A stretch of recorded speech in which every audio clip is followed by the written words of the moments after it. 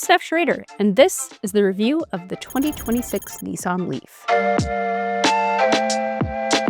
The third generation Nissan Leaf changed so much that it now looks like a small SUV. It's been thoroughly brought into the 2020s with a Tesla-style charging port, longer range that you might actually take on a road trip, better battery cooling, a trendy fastback style design, and for better or for worse, a 2020 style interior.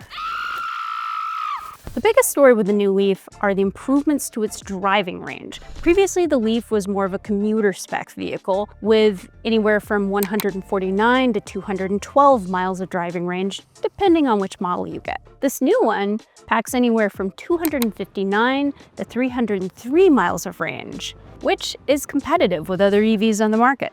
It's America's least expensive EV, for now, but doesn't always feel like it.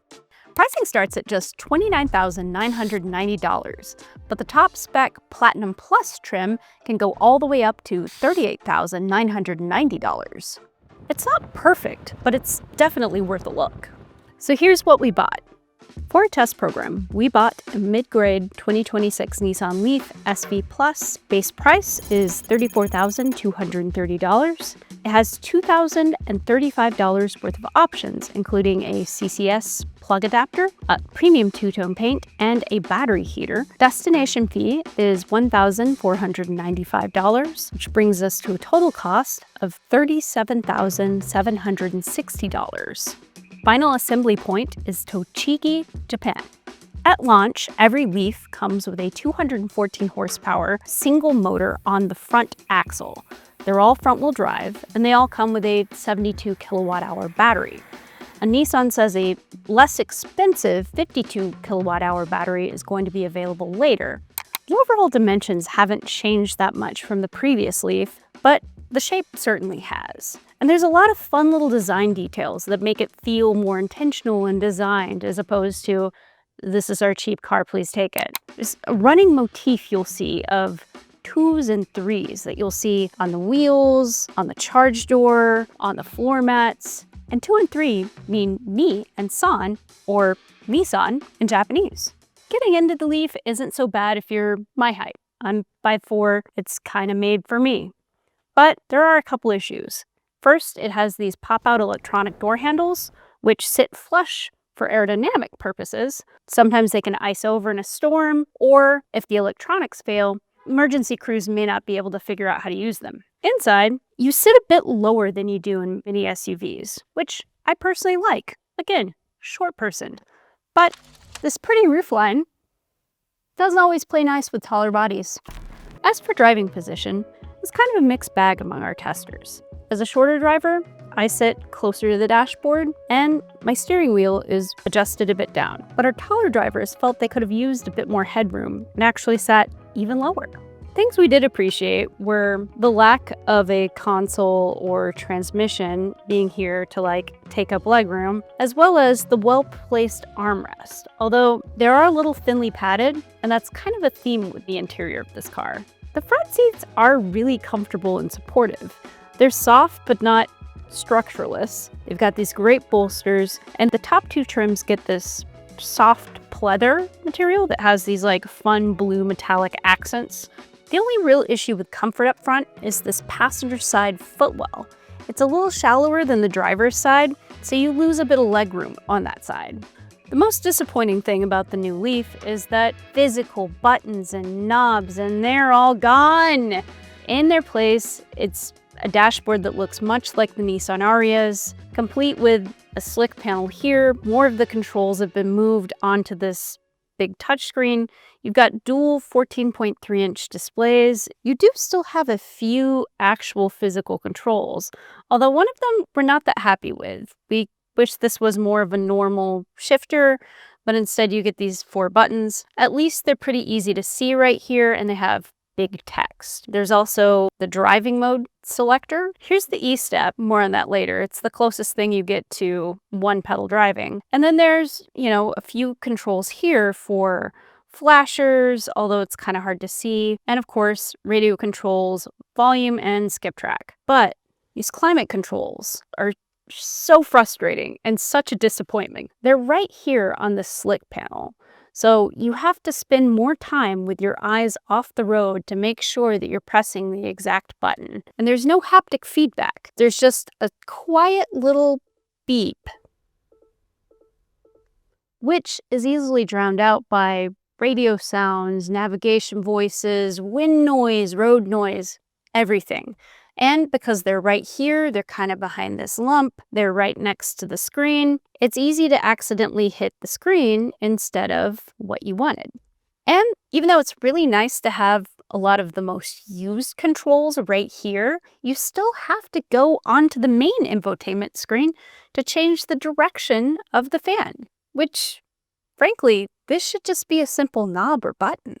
Even the steering wheel has a number of these slick panels where the buttons aren't actually defined from each other. The text is really tiny, the icons are really tiny. I don't know who this is for, and there's just too much going on here. Even the screen itself has kind of tiny monochrome icons. There's a couple with actual color, but it's typically branded things. It's also not the most responsive system. Sometimes it has some lag. At least there's Android Auto and Apple CarPlay if you don't like this interface, but there is one standout feature, and that is the navigation system itself. The route planning on this is fantastic. It's very clear at notifying you when it's time to charge, and it's very good at suggesting chargers. You can also filter which ones you want to go to by charging speed, network, plug type. It's probably, aside from the extra range of the vehicle itself, the other thing that makes road trips very easy in this vehicle. So while there is this newfangled nonsense that isn't as easy or, frankly, safe to use while driving, we do appreciate that a lot of this feels very normal. You've got traditional blinker stocks.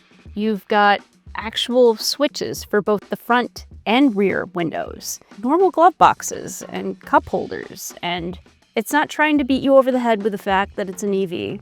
It's just a usable little car. Moving on to the back seat, it's definitely a kid-sized back seat, but kids might struggle to reach the handle because it's up here. Taller passengers may have trouble ducking in because of the fancy roofline. The seats are at least well bolstered. There's not a lot of foot space either, especially since the front seats sit pretty low to the floor. But for a subcompact SUV, there's a surprising amount of space back here. When it comes to cargo space, this is all you get. It does not have a frunk. Obviously, vertical space is compromised by the pretty roof. A little style over substance there. There is, however, this cool partition. So if you have smaller items, they can either tuck under, or you can prop it up like this and kind of make sure that your groceries or whatever you've got back here doesn't quite roll around so much. You can also fold the seats flat. Nissan says there's 55.5 cubic feet of space back here. And in case you were wondering, because I know you were, there is no spare tire in the back of the Leaf. So driving the Leaf, visibility is pretty good. The A-pillars get pretty thick at the bottom, which affects your visibility a little bit, but for the most part, it's pretty wide open up here. The rear of the car is a different story. The stylish fastback is not great for visibility, and that funny door handle for the rear seats kind of gets in the way. And with the rear headrest up or rear passengers' heads in the way, the rear window is kind of a postage stamp. Another thing about the rear windshield is there's no option for a rear wiper. There is, however, a standard 360-degree camera, which is really nice and works quite well, but it's no real replacement for good visibility out of the car because if it's muddy and gross or salty out, you might not be able to see out of one of those cameras. So this is actually one of the more fun to drive, not even just small EVs, just small SUVs that I've driven out of our test fleet. The center of gravity is low, it's a really balanced chassis. It's just kind of fun to throw around. And with instant power and torque from the electric motor, it just kind of goes. Even in eco mode, you have plenty of go. There's 261 pound-feet of torque, so if you like being kind of pushed back in your seat a little bit, you can do that. and a Leaf. So one of the things the new Leaf isn't competitive with is its DC fast charging rate. It is 150 kilowatt, but it's still coming out at a time when fast chargers are available in 350 or 400 kilowatt speeds. And what this translates into practical terms is Nissan claims you can fill from 10% state of charge to 80% in just 35 minutes, which it's pretty manageable. I don't think it's that much of a hindrance to enjoying the vehicle. It's just kind of a little behind the times. What is up to date is this now comes with the North American Charging Standard port. That's that small, slim Tesla-style plug that's starting to become everywhere now because automakers have kind of coalesced around that standard. Previously, the Leaf had this CHAdeMO port right in the nose of the car, and it was really hard to find. It was an older standard, not a lot of other automakers adopted it, and it's just kind of dead in the water. Another cool thing about the new Leaf, it now has 2 charge doors. One is for slower AC kind of home charging. That's that J1772 port. It adds about 26 miles per hour that you leave it plugged in. But the other side is the DC fast charging. That's that NACS port, that Tesla style connector. It has its own special little door. Another important upgrade on the new Leaf is liquid cooling for the battery. The batteries, they don't like extreme cold, they don't like extreme hot, and there's an optimal temperature for them to work their best and last longer. This is a new thing that they've introduced, and it should be much easier on the battery over time. So the new Leaf has a relatively quick steering rack with really good feedback. If you pop it into sport mode, it stiffens up a little bit, but it never gets too hard or punishing to use. It's just a really nice system. It's also really good at soaking up bumps. It's just a night and day improvement over the last Leaf. This one, it rides a lot smoother.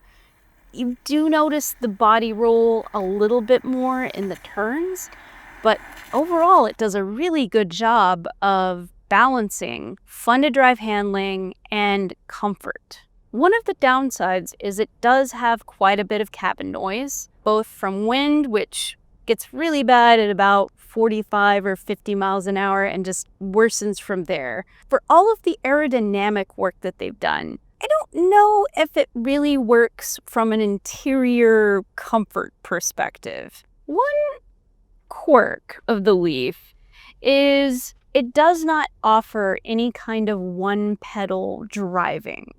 So there's a Japanese law that mandates that a car needs to have an accelerator and a brake pedal. And so Nissan, building these cars and selling these cars in Japan, decided not to do a true one-pedal driving feature for the Leaf. However, E-Step is what they give us in place of that one pedal driving mode. An E-Step is selectable on its own button that's kind of a reach on the side of the dashboard, and it's not as easy to modulate. We have beef with the regular brake pedal too. For one, it moves up and down if E-Step is activated, so it's hard to tell where and how much braking force you need to apply, and it's not very consistent, it's not very predictable. It's kind of a letdown in an otherwise very fun little runabout. As far as safety items goes, it comes with pretty much every feature that Consumer Reports typically recommends. It also has the ProPilot Assist package, which includes a hands-on adaptive cruise control with stop-and-go capabilities and lane centering assist. Although we've noticed that it's kind of hard to enable both of those at the same time because the settings for those are at 2 separate ends of the steering wheel. And lane centering assist doesn't always do the best job of actually keeping you centered in the lane. Fortunately, the wheel doesn't fight you or disengage adaptive cruise control if you want to help it steer along. It's very good about that. That's our video review of the 2026 Nissan Leaf. Overall, we're glad to see that Nissan addressed a lot of the issues that we had with previous generation Leafs. And it's pretty cool to see something that's primarily intended as a commuter car transform into something that can be your only car. Even though the controls are a serious downgrade in terms of usability and just keeping your eyes on the road, it's hard to ignore the price point and the just kind of amount of amenities and range that you get in something that's this inexpensive. We think it's definitely worth a look. For full test results and information on other EVs, check out consumerreports.org.